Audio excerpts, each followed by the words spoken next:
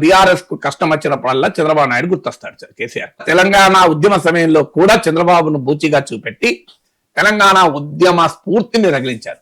అందువల్ల చంద్రబాబు నాయుడు అనే factor Telangana sentiment రగిలించడానికి దోహదం చేస్తుంది అని బీఆర్ఎస్ నమ్మకం.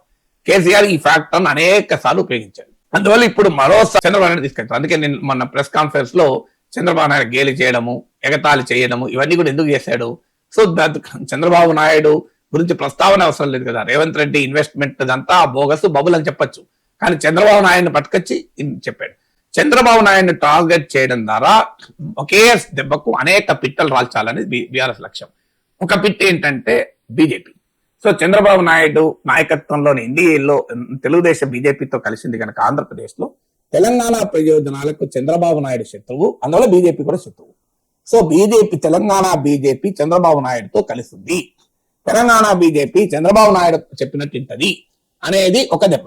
అంటే ఒకే చంద్రబాబు నాయుడు అనే ఒక బాణం వేస్తే 3 పిట్టలు తగలాలి.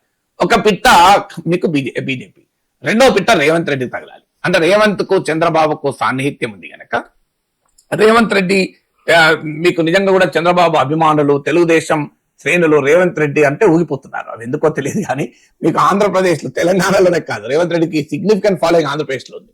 ఆంధ్రప్రదేశ్ లో తెలుగుదేశం శ్రేణులు కూడా రేవంత్ రెడ్డి అంటే చాలా అభిమానంతో పొంగిపోతూ ఉంటారు.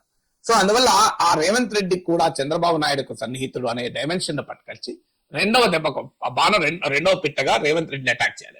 మూడవది ఏంటంటే తెలంగాణ సెంటిమెంట్ రగిలించడానికి. అంటే ఒకే చంద్రబాబు నాయుడును ముందు పెట్టడం ద్వారా 3 ప్రయోజనాలు పొందాలి. బీజేపీని దెబ్బ కొట్టాలి, రేవంత్ దెబ్బ కొట్టాలి, తెలంగాణ సెంటిమెంట్ రగిలించాలి.